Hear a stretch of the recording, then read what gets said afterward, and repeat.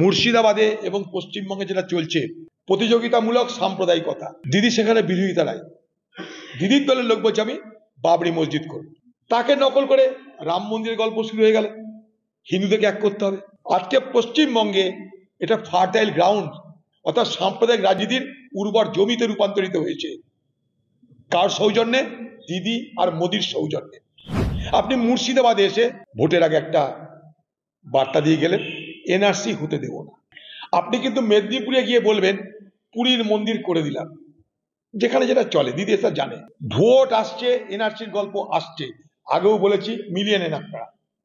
দিদি এলো, এবার মোদি আসবে একই গল্প করতে, মিলিয়ে নেবেন আপনারা। কারণ মোদি এবং দিদির উভয়ে এটা একটা অলিখিত চুক্তি যে তোমরা সাম্প্রদায়িক বাতাবরণকে উত্তেজিত করবে, সাম্প্রদায়িক বিভাজন করবে, আমরা ভোট কাটার ব্যবস্থা করব। আজ দিদি জানে মানুষের আবেগ, মানুষের ক্ষোভ, সেটাকে আবার নিজের পক্ষে নিয়ে আসার জন্য, তাদের চোখে ধুলো দেওয়ার জন্য হাইকোর্ট করে দিদি প্রমাণ করতে চাইছেন তোমাদের মতন আমিও শাস্তি চেয়েছি। যদি শাস্তির দাবি সত্যি আপনি করতেন দিদি ভাই, যেদিন ঘটনা ঘটেছিল সেদিন থেকে আপনাকে তদন্ত শুরু করতে হতো। আর সেদিন থেকে আপনি কি করেছেন? তথ্যমান লোপাট করার চেষ্টা করেছেন। আমি দায়িত্ব নিয়ে বলছি, আপনার নির্দেশে, আপনার আদেশে তথ্য প্রমাণ লোপাট হয়েছে হয়েছে হয়েছে। দেখুন, এখানে প্রমোটার রাজ চলছে, প্ল্যান পাস করাতে পয়সা লাগে, বাকি কিছু লাগে না। আগামী দিন আরো হবে। পৌর কর্তৃপক্ষ, মিউনিসিপাল কর্তৃপক্ষ, সেখানে বসেছে চোররা। পয়সা ফেকো, তামাশা দেখো, স্লোগান তাদের। এই বহরমপুরের অলিতে গলিতে যেখানে ফায়ার ব্রিগেড ঢুকবে না, সেখানে 5 তলা 6 তলা বাড়ি কি করে হয় বলুন? কোন আইনে হয়? পয়সা ফেকো, তামাশা দেখো। কলকাতাতেও তাই, পয়সা ফেকো, তামাশা দেখো। মানুষ মর, আজ নয় দুদিন পরে মরবে, ততক্ষণ তো কামিয়ে তুলি আমি।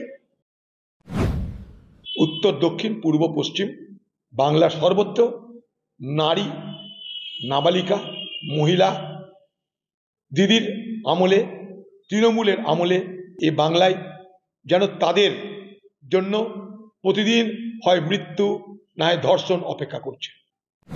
দিদি আজকে বিএসএফ করছেন। আপনার পুলিশ কি করছে?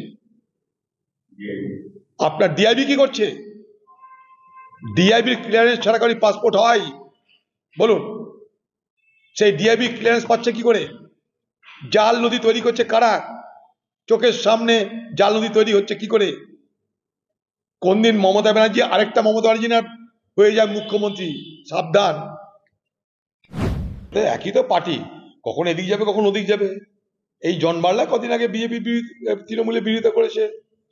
দানা পানির কোনো প্রবলেম হয়েছে, হয়তো দানা পানির প্রবলেম, অন্য কিছু না। টাকা পয়সার প্রবলেম হয়েছে, মাল করে দিয়েছে কেউ কম বেশি। পশ্চিমবঙ্গ সরকারটা দাঁড়িয়ে আছে দুর্নীতিকে আশ্রয় করে। মন্ত্রী, শান্তি, নেতা, নেত্রী, সর্বত্র চুরি, সর্বত্র দুর্নীতি। সেই দুর্নীতির শিকার স্যালাইন, সেই দুর্নীতির শিকার ওষুধ, তার পরিণাম মানুষের মৃত্যু। কোথাও কোনো ঘাটতি নেই দুর্নীতি। সেই বাংলার মুখ্যমন্ত্রী আজ তিনি যদি বলেন ধর্মের কথা, তাহলে চোরে কি ধর্মের কথা শুনবে? চোরে নাহি শোনে ধর্মেরও বাণী।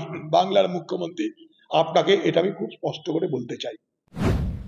আপনার ভাড়ার খালি করে আপনি ভাতা দিয়ে ভোট চাইছেন। আমাদের বক্তব্য কি, অবশ্যই ভাতা দেওয়া দরকার, কিন্তু ভাতার সঙ্গে তালে তাল মিলিয়ে রোজগার বাড়ানো দরকার। নুন আনতে পান্তা ফুরিয়ে যাওয়ার অবস্থা তৈরি হয়েছে রাজ্য সরকারের। তাই এখানে কোনো চাকরি নেই, এখানে কোনো মাইনে বৃদ্ধি নেই, এখানে কোনো শিক্ষা নেই, স্বাস্থ্য নেই, পরিকাঠামো নেই, কোথাও কিছু নেই। তার একটাই কারণ, ভাতার রাজনীতি করতে গিয়ে বাকি সব কিছুকে ভোগে দিয়েছি আমরা।